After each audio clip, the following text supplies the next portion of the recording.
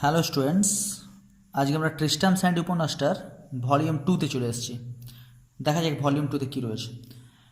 Discussion about uncle টবি। Volume 2তে প্রথমেই আমরা আঙ্কেল টবি সম্বন্ধে ডিসকাশন পাবো।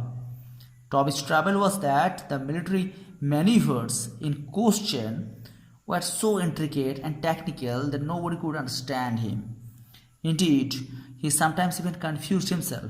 তাহলে আঙ্কেল টবি সবসময় মিলিটারি ব্যাপার নিয়ে আলোচনা করে, মিলিটারি ব্যাপার নিয়ে কথা বলে, এবং তার যে মিলিটারি যে সমস্ত টার্ম রয়েছে সেগুলো কেউ বুঝতে পারে না, এবং মাঝে মাঝে নিজেও সে কনফিউজ হয়ে যায়।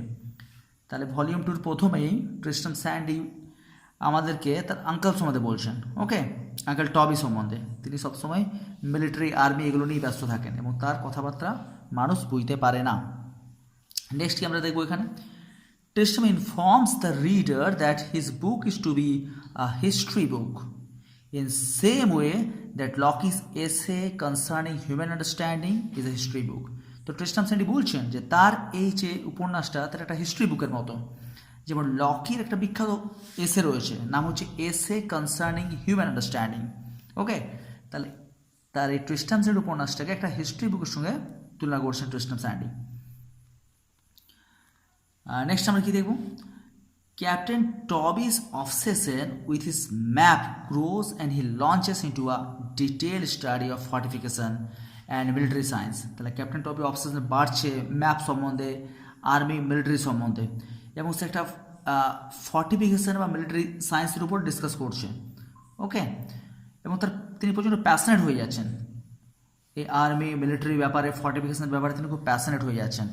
টবি and his servant Corporal Trim, আমরা জানি টবির সার্ভেন্ট হচ্ছে Corporal Trim, move to the country in order to construct a replica of the battle site and fortifications. তারা একটা রেপ্লিকা তৈরি করছে, তারা কান্ট্রি সাইডে চলে যাচ্ছে টবি এবং তার চাকর কর্পোরাল ট্রিম, এবং সেখানে গিয়ে একটা ব্যাটল সাইট, ওকে, একটা ব্যাটল সাইট কনস্ট্রাক্ট করছে, মানে একটা ফলস ব্যাটল সাইট কনস্ট্রাক্ট করছে।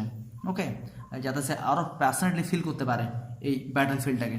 ওকে, Tristram resumes the scene by the fireside on the day of his own birth. এবার আবার ডিগ্রেশনে ভুগছে পুরো উপন্যাসটাই।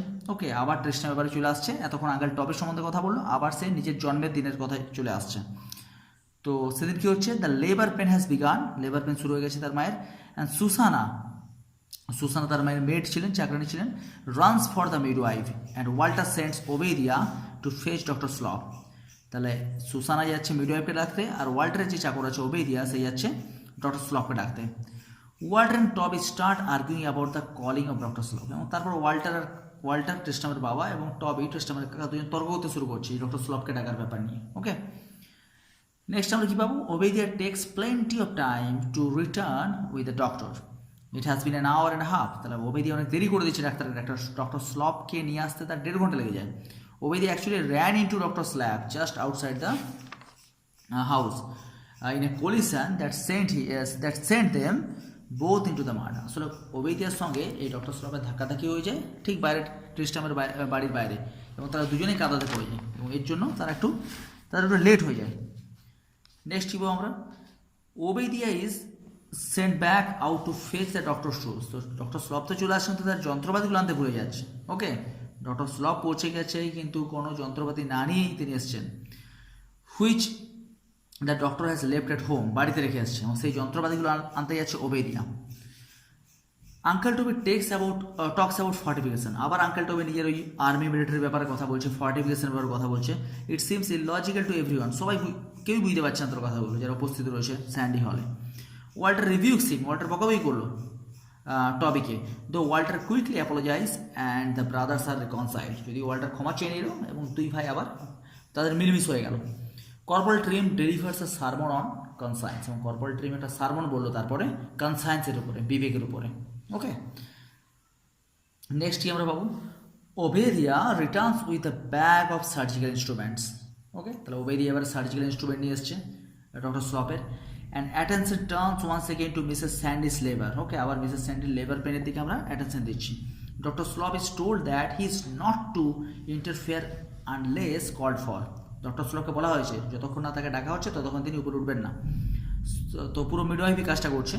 So he contents himself with educating the company about recent advances in the science of obstetrics. তাহলে নিচে বসে আছেন তিনি ওয়াল্টারের সঙ্গে, টবির সঙ্গে এবং আরও কিছু জন আছে ওখানে, এবং তিনি সবাইকে যে সায়েন্স কতটা অগ্রগতি করেছে, সায়েন্স কতটা অ্যাডভান্স হয়ে গেছে এই সমস্ত প্রেগনেন্সির ব্যাপারে, চাইল্ড বার্থের ব্যাপারে, সেই নিয়ে আলোচনা করছে। ওকে, অবস্ট্রাট্রিক্স এটাকে বলছি। The volume closes with a reminder of certain narrative loose ends still to be picked up. তাহলে এই পুরো ভলিউমটা শেষ হচ্ছে, কিছু কিছু আলোচনা আমাদের কাছে রয়ে যাচ্ছে, ঠিক আছে, যেগুলো আমরা পরের ভলিউমে পেয়ে যাবো। যেমন কি how Toby got his modesty from his groin wound. Okay, তার যে কুচকিতে চোট লেগেছিলো সেখান থেকে কতটা মডেস্ট হয়ে গেছে এই আঙ্কেল টবি, সেটা আমরা জানতে পারবো নেক্সট ভলিউমের দিকে। হাউ ট্রিস্টামস নোজ ওয়াজ লস্ট, কীভাবে তার নাকটা মানে ভোতা হলো, ঠিক আছে, নাকের প্রচণ্ড গুরুত্ব রয়েছে। ওয়াল্টার স্যান্ডি এই কথা বলবেন ট্রিস্টামের বাবা, তো সেটা আমরা জানতে পারবো নেক্সট ভলিউমগুলোতে, যে নাকটা তার ভোতা হয়ে যাবে ট্রিস্টামের, এবং কীভাবে সেটা হচ্ছে সেটা আমরা জানতে পারবো। And how he came to be name Tristram, Tristram নামটা তার কেন হলো, যেটা একদম অপছন্দের নাম ছিল তার বাবা ওয়াল্টার স্যান্ডির। তো এগুলো আমাদের নেক্সট ভলিউমে হবে। তো এই ভলিউমটা এখানেই শেষ হয়ে যাচ্ছে।